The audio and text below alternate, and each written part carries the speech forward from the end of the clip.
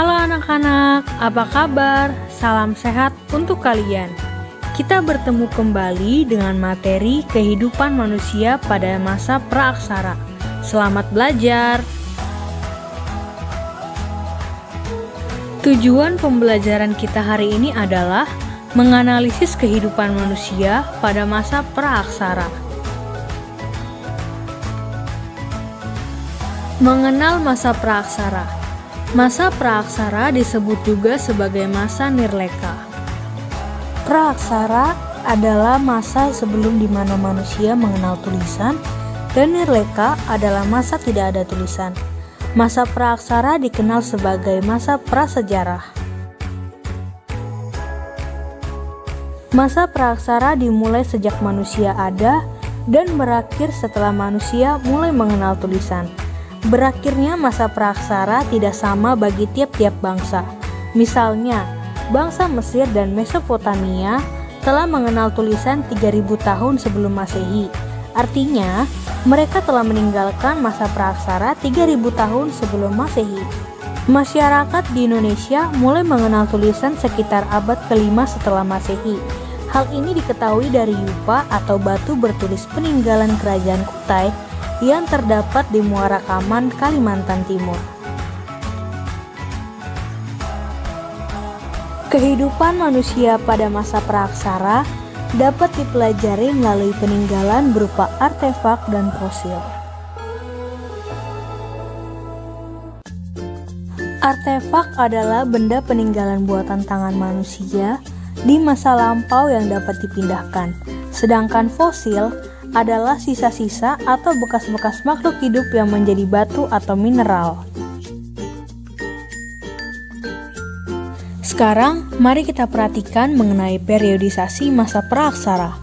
Periodisasi atau pembabakan zaman di muka bumi dapat dilakukan secara 3 hal. Yang pertama secara geologis, yang kedua secara arkeologis, dan yang ketiga secara perkembangan kehidupan manusia. Periodisasi secara geologis. Menurut para ahli geologi, sejarah perkembangan bumi terbagi menjadi 4 periode. Yang pertama, zaman Arkaikum, yang kedua, zaman Paleozoikum, yang ketiga, zaman Mesozoikum, yang keempat, zaman Neozoikum atau Kenozoikum. Pada zaman Neozoikum atau Kenozoikum dibagi lagi menjadi 2 zaman. Yang pertama zaman Tertier dan yang kedua zaman Kuartier. Pada zaman Kuartier inilah mulai ada tanda-tanda kehidupan manusia. Zaman Arkaikum yang merupakan zaman tertua dan berlangsung kira-kira sejak 2500 juta tahun yang lalu. Belum terdapat kehidupan pada zaman ini karena kulit bumi masih sangat panas. Zaman Paleozoikum. Zaman ini berlangsung kira-kira sejak 340 juta tahun yang lalu. Pada zaman ini mulai muncul tanda-tanda kehidupan, antara lainnya muncul binatang-binatang kecil yang tidak bertulang punggung, berbagai jenis ikan, amfibi, dan reptil. Zaman Mesozoikum. Zaman ini berlangsung kira-kira 140 juta tahun yang lalu. Pada zaman ini didominasi oleh binatang-binatang dengan bentuk tubuh yang besar seperti dinosaurus. Pada zaman ini juga muncul berbagai jenis burung. Zaman Mesozoikum disebut pula dengan zaman reptil karena pada zaman ini jenis binatang reptil paling banyak ditemukan. Neozoikum atau Kenozoikum. Zaman ini berlangsung sejak kira-kira 60 juta tahun yang lalu. Pada zaman Tertier, jenis-jenis reptil besar mulai punah dan bumi dikuasai oleh hewan-hewan besar menyusui. Contohnya gajah purba atau Mammutus yang pernah hidup di Amerika Utara dan Eropa Utara. Zaman Kuartier berlangsung sejak 3 juta tahun yang lalu.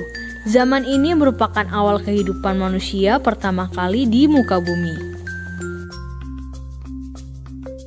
Sekarang mari kita perhatikan mengenai periodisasi secara arkeologis.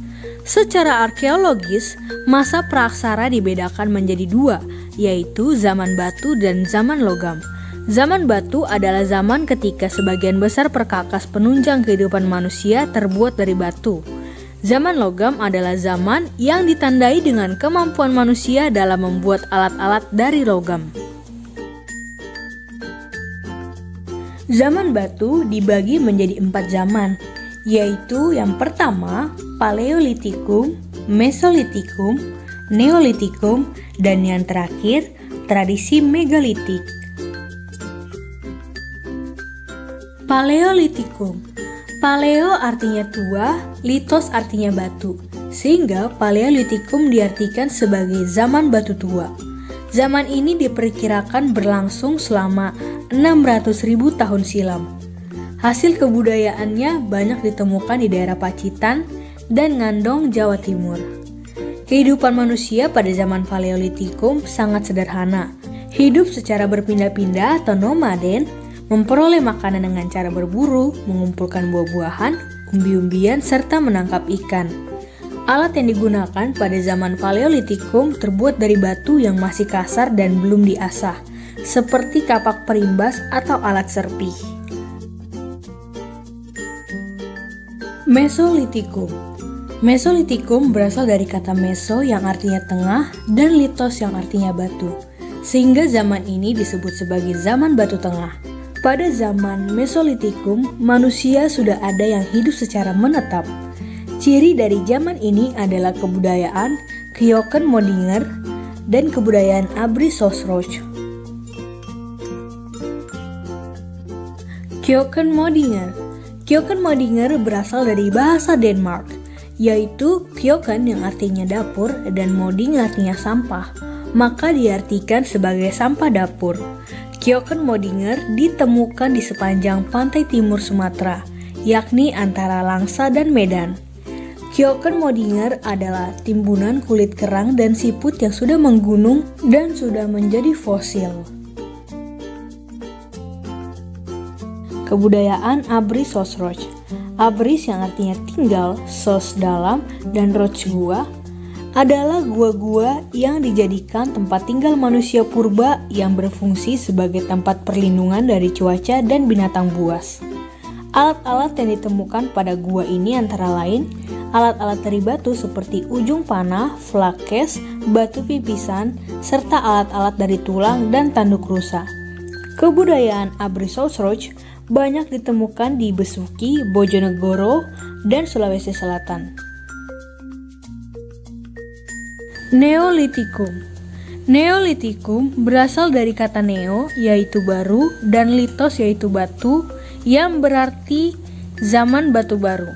Manusia pada masa ini mulai hidup menetap dan mampu menghasilkan bahan makanan sendiri melalui kegiatan bercocok tanam. Hasil kebudayaan yang terkenal dari zaman ini adalah kapak persegi dan kapak lonjong.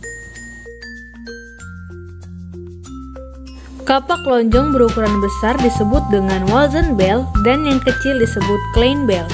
Kapak persegi memiliki bentuk persegi panjang dan trapesium. Kapak persegi berukuran besar disebut dengan beliung dan fungsinya sebagai cangkul. Kapak ukuran kecil disebut tarah atau tatah dan fungsinya sebagai alat pahat. Pada zaman Neolitikum, terdapat barang lain seperti perhiasan yang terbuat dari batu dan kulit kerang, gerabah, dan pakaian. Tradisi megalitik.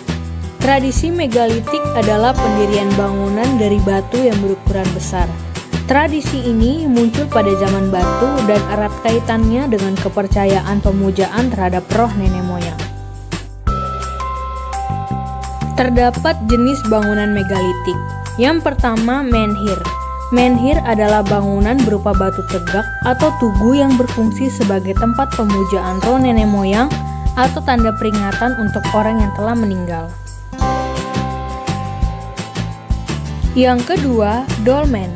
Dolmen adalah bangunan berupa meja batu yang berfungsi sebagai tempat persembahan untuk memuja arwah leluhur, pelinggi, tempat duduk untuk kepala suku atau raja. Yang ketiga, kubur peti batu, yaitu tempat untuk menyimpan mayat. Selanjutnya waruga. Waruga merupakan peti kubur batu yang berukuran kecil dan banyak ditemukan di daerah Sulawesi Tengah. Sarkofagus. Sarkofagus adalah bangunan berupa kubur batu yang berbentuk seperti lesung dan diberi tutup dan banyak ditemukan di daerah Bali. Punden berundak, yaitu bangunan bertingkat yang dihubungkan dengan tanjakan kecil dan berfungsi sebagai tempat pemujaan terhadap roh nenek moyang. Sekarang mari kita perhatikan mengenai zaman logam. Zaman logam terdiri dari 3 zaman, yaitu zaman perunggu, zaman tembaga, dan zaman besi. Indonesia hanya mengalami 2 zaman logam, yaitu zaman perunggu dan zaman besi.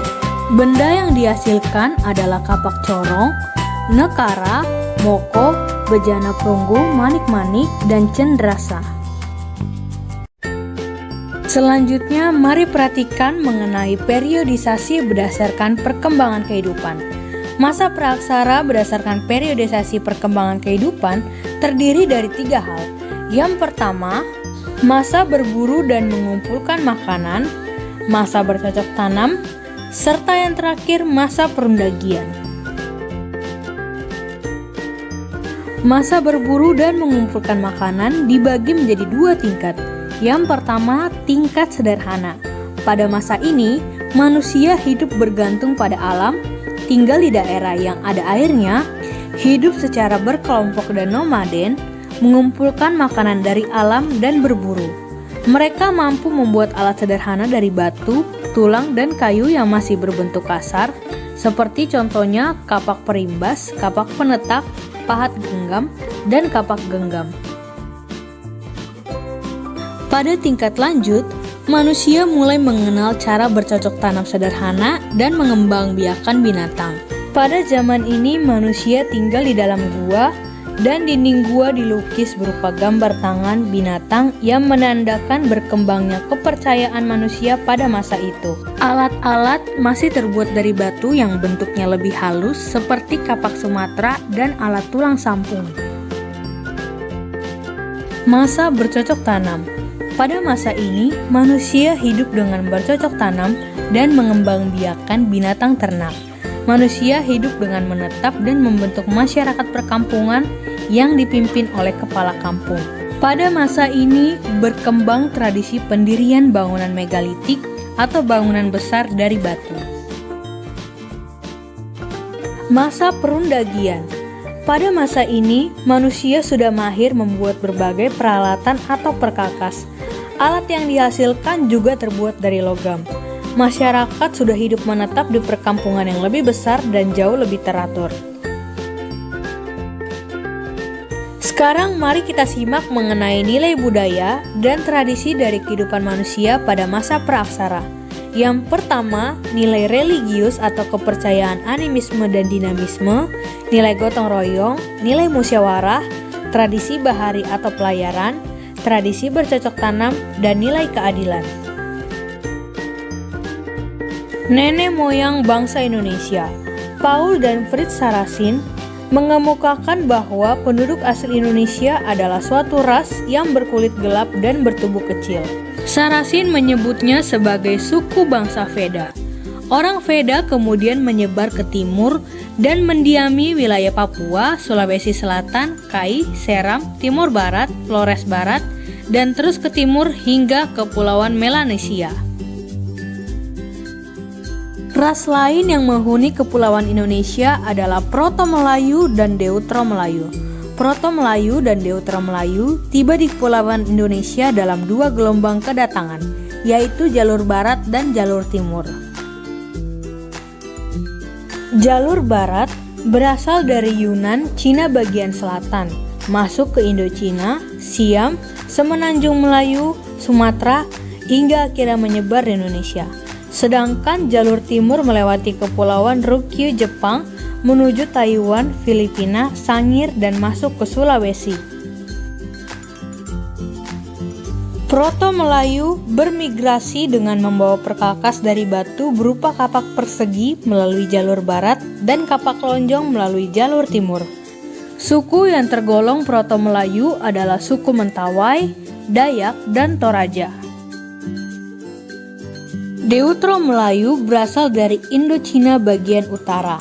Mereka memperkenalkan perkakas dan senjata yang terbuat dari besi atau logam.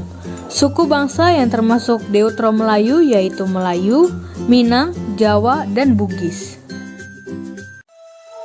Demikianlah anak-anak pelajaran kita pada hari ini dengan materi kehidupan manusia pada masa praaksara. Silahkan kalian mengulang kembali materi tersebut. Jangan lupa untuk selalu menerapkan gerakan 3M, mencuci tangan, menjaga jarak, dan selalu memakai masker. Sampai jumpa di lain kesempatan dengan materi yang berbeda.